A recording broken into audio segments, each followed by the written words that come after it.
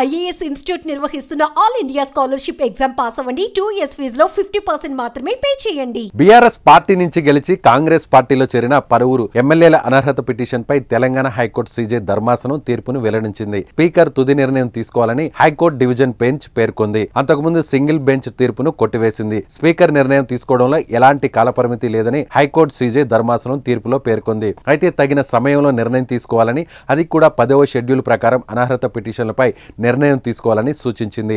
Party ఫిరాయింపుల నిరోధక చట్టం 5 ఏళ్ల అసెంబ్లీ గడువును దృష్టిలో ఉంచుకొని స్పీకర్ నిర్ణయం తీసుకోవాలని సూచించింది.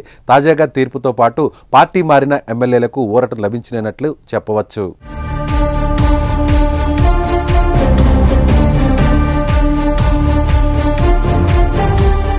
ఇక గత ఏడాది జరిగిన అసెంబ్లీ ఎన్నికల్లో బీఆర్ఎస్ పార్టీ అభ్యర్థులుగా గెలిచిన కడియం శ్రీహరి, తెల్లం వెంకట్రావు, దానం నాగేందర్తో సహా పలువురు నేతలు ఇటీవల కాంగ్రెస్ పార్టీ తీర్థం పుచ్చుకున్నారు. అయితే పార్టీ మారిన వారిపై స్పీకర్ చర్యలు తీసుకునేలా ఆదేశాలు ఇవ్వాలని బీఆర్ఎస్ ఎమ్మెల్యేలు పాడి కౌశిక్ రెడ్డి, అదేవిధంగా కేపీ వివేకానందులు పిటిషన్లు దాఖలు చేశారు. వీరితో పాటు దానం నాగేందర్పై అనర్హత వేటు వేయాలంటూ బీజేపీ ఎమ్మెల్యే ఏలేటి మహేశ్వర్ రెడ్డి మరో పిటిషన్ దాఖలు చేశారు. ఈ పిటిషన్లపై హైకోర్టు సింగిల్ బెంచ్ విచారణ జరిపింది.